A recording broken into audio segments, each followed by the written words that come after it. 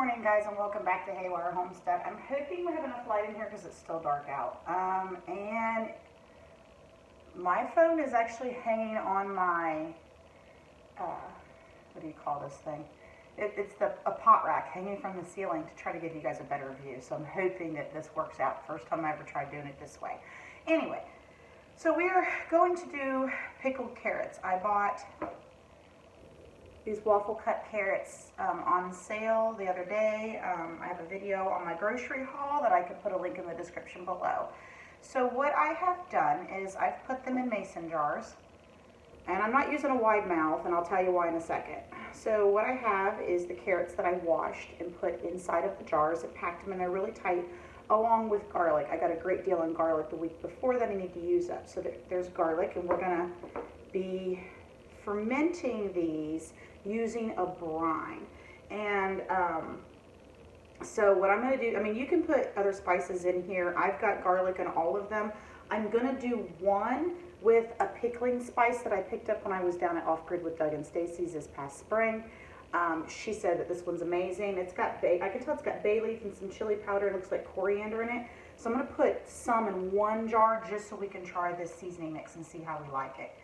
All right, so when you do this, you can get the Mason Tops pickling kit, which has they're called pickle pebbles. I don't have any.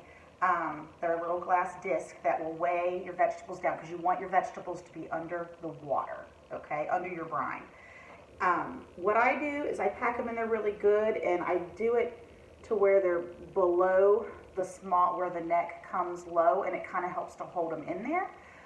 They also have their the little burping discs. It's like a disc with a little valve on it, so that way air can't get in, but the gases as it ferments can come out. So what I have to do is I have to burp them. So I'll be burping them about every day or two for 2 weeks, because I let mine sit for 2 weeks. I have so I have the carrots and the garlic in each jar. I have a bowl of filtered water. You don't want just tap water. The chlorine will mess up, sorry, I'm looking for my funnel. The chlorine will mess up your ferment.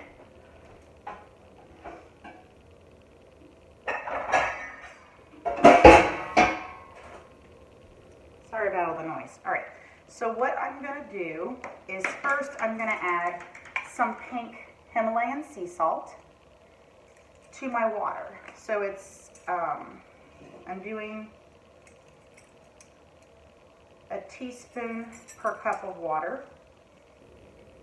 Now, if you find that's too salty for you, you can adjust it. And I have 4 cups of water in here, and then I need to just stir it to dissolve it. Get that salt all mixed in.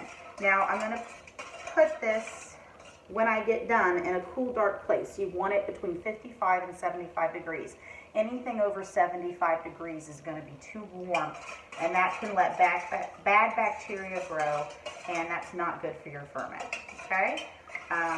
After the 2 weeks, it's going to go in the refrigerator, and I love these fermented pickled carrots. And Gabe does too. Alex, he could yay or nay. My husband's not real big on them, but Gabe and I mean, I'll eat these for breakfast even. And they're really good because they're easy. It's a super easy recipe to do. And, you know, with it being so simple, easy to make, they still retain a lot of their texture, so they're still kind of crunchy. All right, so I got it filled all the way up to the neck, and all of my carrots, you can see, are covered up by the liquid. So I'll put just a regular canning lid on this. You don't want to do plastic. Plastic does something weird with the ferment. I'm not sure really what, but just a regular mason top, a regular mason jar canning lid and ring, and close it down firmly. Don't do it super tight, but you do want to close it down firmly. And then you and then you're just going to put these away. I put these in a cupboard, and we keep our house cool on the cooler side anyway, so mine will be fine.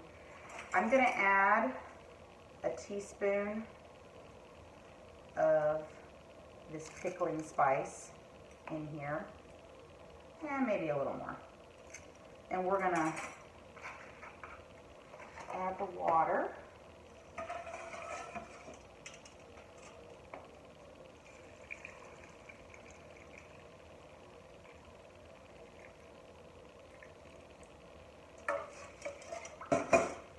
And then we'll close this one up as well. And then these are going to, like, again, these are going to sit, and I'm going to burp them about every day to every other day for 2 weeks. And then I'll check them. If they're too salty, I'll let them go a little bit longer. Looks like I need a few more carrots in this jar. I'll let them go a little bit longer, and otherwise, as long as they're fine. And you will notice that the water, like right now, it's kind of clear, and it'll get a little cloudy too. And they've got a really nice little tart texture, and the garlic gives them a little bit of a bite, which I really like. And they'll keep in the fridge for a couple of months. Now, if you wanted to make them shelf stable, you could. You'd have to water bath them for about, I think it's 15 minutes in a water bath. But if you do that, then you kill all of the beneficial bacteria that are growing inside of your ferment, which is why we want that. So you'll get the flavor, and they'll probably be a little softer from the cooking. But you get the flavor, but you would really lose the